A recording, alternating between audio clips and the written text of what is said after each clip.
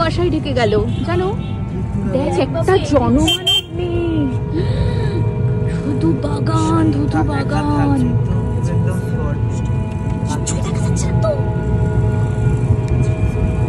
কিচ্ছু নেই শুভ্রা, একটা জনমানব নেই। হ্যালো এভরিওয়ান, কেমন আছো তোমরা সবাই?